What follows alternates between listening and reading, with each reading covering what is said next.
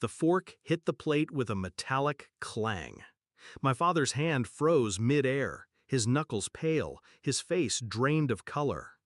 The brunch had been warm, noisy, ordinary, until my grandfather, with his trembling voice, smiled across the table and said, "I'm glad you're enjoying the apartment I bought you." I didn't even think before I answered. My voice slipped out, low and sharp. "I live in a basement." The laughter stopped. My cousin's glass hovered above her lips. My mother's eyes darted to my father. The room held its breath. I never wanted to humiliate him like that, at least not then.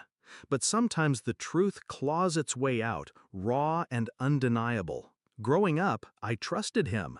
He was the father who lifted me onto his shoulders at parades, who promised I'd never go without. And when I started university, Grandpa told me proudly he'd bought me an apartment, my own place, stability, a future. Except I never saw it. Dad said the paperwork was complicated, said he'd handle it for me, said I should just focus on my studies. I believed him. For years I believed him. Meanwhile, I lived in a damp basement, mildew seeping through the walls, rats scratching behind the pipes at night. I worked shifts between classes to cover bills. And each time I asked, Dad brushed me off with a new excuse. But the cracks showed. The new car he suddenly drove, the vacations he and Mom flaunted, the way my sister, the golden child, started hinting at her investment property. I didn't need a confession. I pieced it together on my own. He'd stolen the apartment, my inheritance, my stability, and he thought I was too naive or too loyal to notice. He was wrong. I didn't rage, I didn't scream, I planned. I spent weeks collecting documents, property records, bank transfers, screenshots of texts where he dismissed me. I tracked the apartment's deed, registered under his name, not mine. Step 1 was knowledge. Step 2 was timing. My birthday brunch gave me both. When Grandpa asked that question, it was the perfect trigger. And when I dropped my whisper into the room, I knew what would follow. The silence wasn't awkward, it was surgical. My grandfather's smile faltered. His hand shook as he set down his coffee. "What do you mean, basement?" he asked. I looked straight at him. "I never got the apartment. I've been living in a rented basement since college." All eyes turned to my father. He opened his mouth, then closed it, stammered. Sweat prickled his forehead.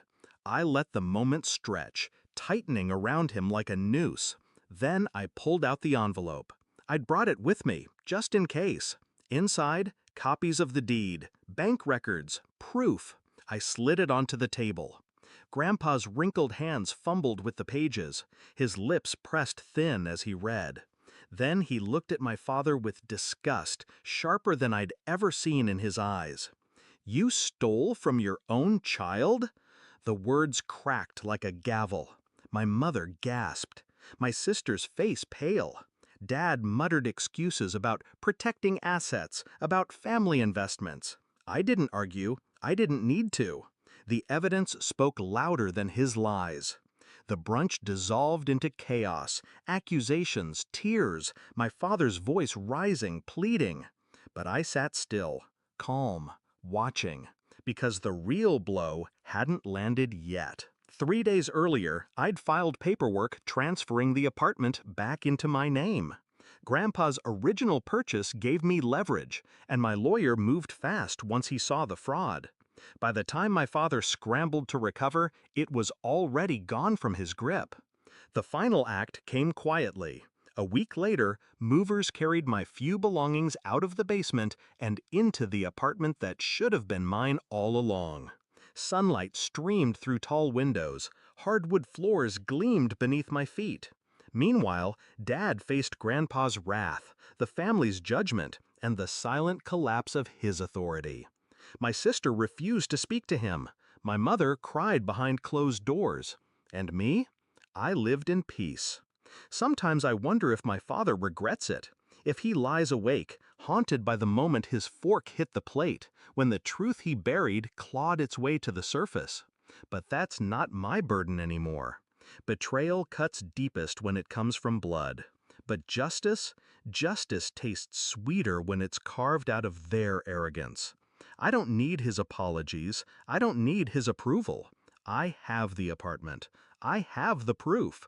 And every time I unlock that door, I remember the look on his face when silence exposed him. That silence was my birthday gift.